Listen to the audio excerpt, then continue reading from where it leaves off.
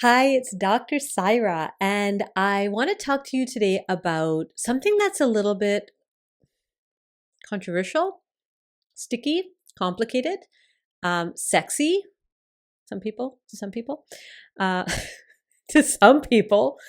And that is a concept that actually Carl Jung talked about in the early days of Western psychology.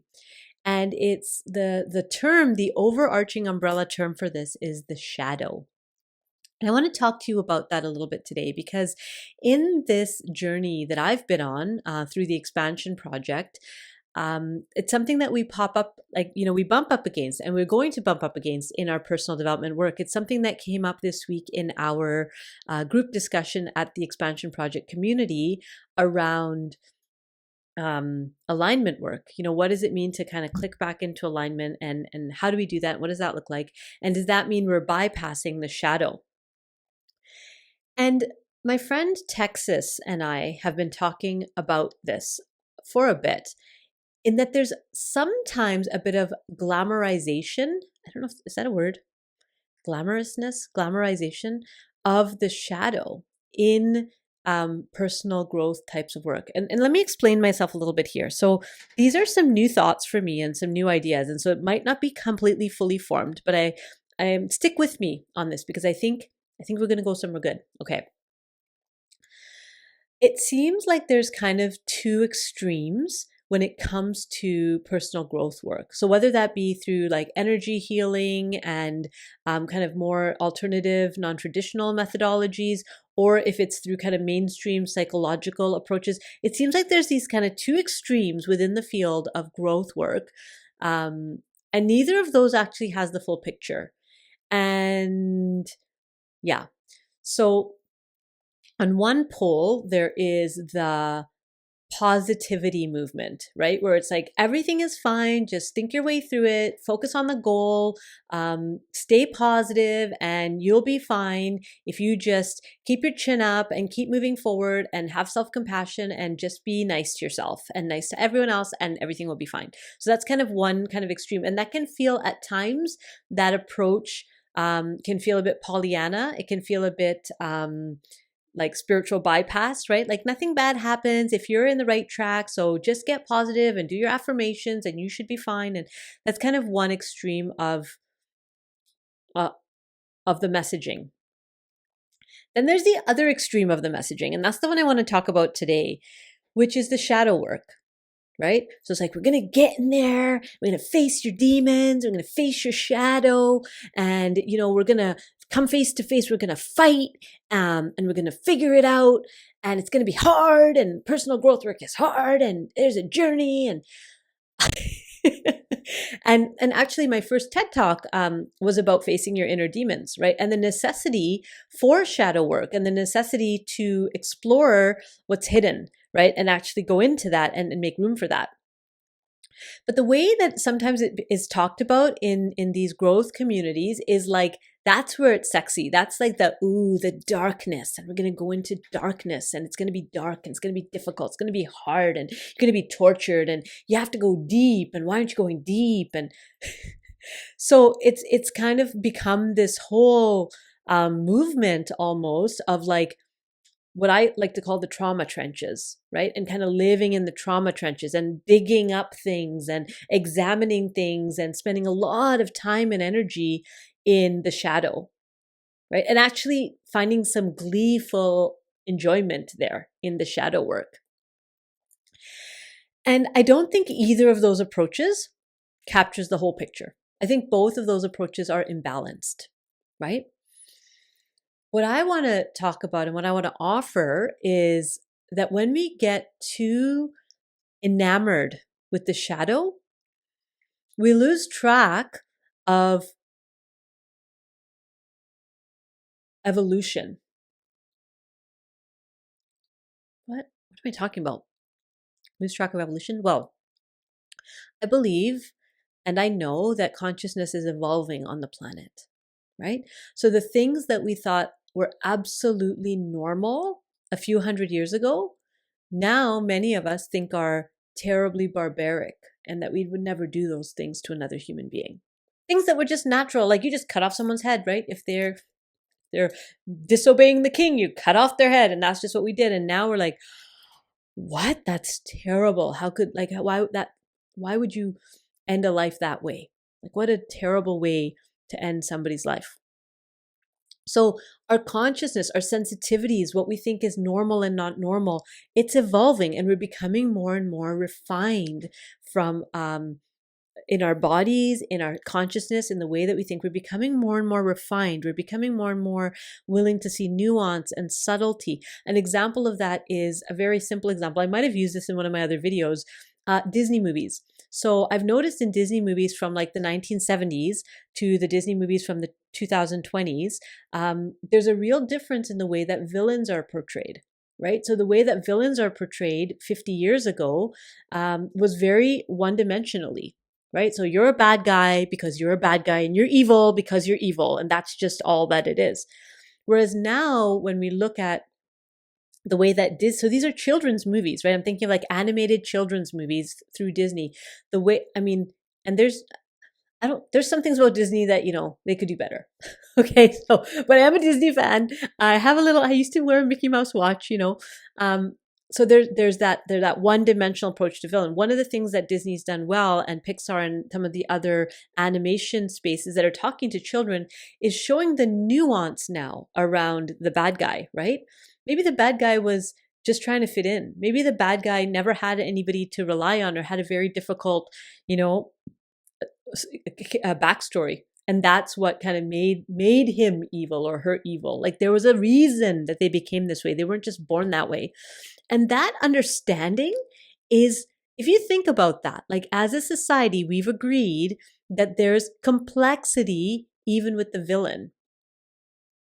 That to me demonstrates an evolution in our consciousness, right? And there was a time when darkness was really, really encompassing for us as a human species. A lot of what people were experiencing was dark and difficult and hard. And there are places in the world today that's the reality for a lot of people, where it's hard and it's dark and the shadow is undeniable and you have to face it. Not because you want to, not because you have a comfortable life and you're doing some internal work, and so the shadow is not that. It's like the world was dark and difficult, or is dark and difficult, and you're having to deal with trauma in your face all the time. So there's that reality as a human species that we've had historically.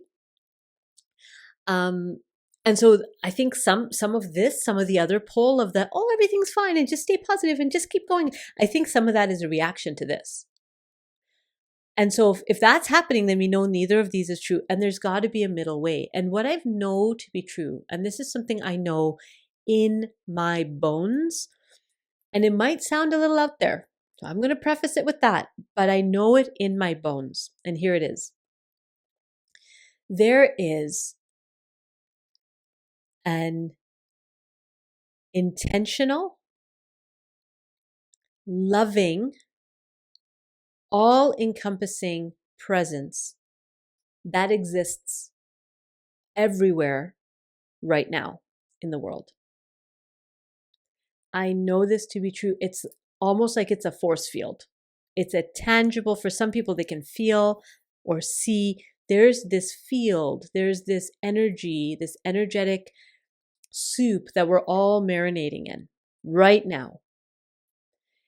And for many of us, what we've done is we've put up walls against that, right? We have coping strategies, we have adaptations, we have narratives, we have really sophisticated ways of keeping out that loving energy that is available to all of us right now.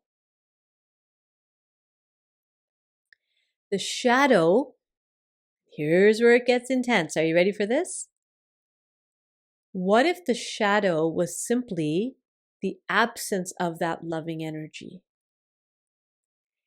And if that love is available all the time for all people and all creatures and all beings and all the time, then the shadow is actually a human projection of what things would be like if there was no love. See, we're kind of entering into a bit of a mystical conversation now, right? If everything is love, is everything is imbued with this loving life force energy, well, then nothing can be outside of that. There can be no shadow. There can be no darkness because even the dark is held in that space. So there's no duality, which again, now we're speaking in concepts that are a bit beyond the human mind. So follow me if you can. It's a bit hard to follow maybe, but stay with me if you can. Some part of you is going to get this, okay? What if the shadow was a projection of the parts of us that we felt were simply unlovable? And as we start to do our internal healing and embracing those parts of even ourselves that we thought were completely unlovable, well, then we can do that out in the world as well. And so the transformation begins internally and then it extends into the world. But not from the place of, I'm going to look at my shadow, I'm going to collect all my parts, I'm going to examine and tell the stories and understand the traumas and do that for the next 35 years. Not that, but that I can acknowledge, yes, there's some darkness in me, right? Just like there's darkness in all of us. And even that darkness is love worthy. And so I'm going to let the love in even to those dark hidden places inside of me that I don't have intellectual understanding of. I don't need to know all the stories. I don't need to examine all the traumas. I can just accept that there are parts of me that are hidden and dark, and I could embrace those as well. And that every person has a backstory, and even I do. And I don't even know all of it because some of it was influenced by ancestors. Some of it was influenced by the culture that I grew up in, the society that I live in. There's so much complexity. What I want us to get away from is this belief that understanding it is going to heal it, because it's absolutely not. The brain can understand, sure, but we are more than a brain and a body. We are more than this limited human that's in survival mode, right? Because the brain and the body were designed for, like, from an evolutionary perspective, like we're just designed to stay alive. Like that was what we're stay alive. But I believe and I know that that is not who we really are. Who we really are is this spiritual being that's plugged into all that is. And so shadow work done from that perspective, well, now we can have transformation. Right? Now we're not like examining each and every, pulling it apart and like, ooh, so juicy, so juicy. No, it's not necessary. It's not necessary. We can acknowledge that it's there, be present with it, and then let it transform to the next, whatever evolution of itself that it needs to be. So those are my thoughts. And I know not everybody's going to really understand what I even talked about. That's okay. Just watch a different video. It's okay. But if you do get it, if you're like, oh my gosh, you just like blew my mind right there, leave me a comment.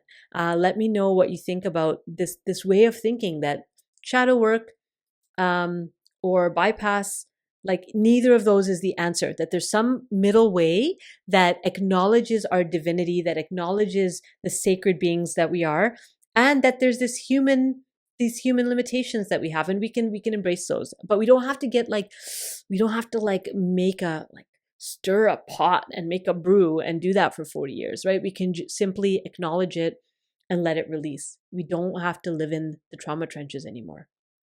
If you agree with that, or if you have some thoughts around that, I'd love to hear from you in the comments. Check out what we're doing in the community at theexpansionproject.com, and I'll see you in the next video. Bye.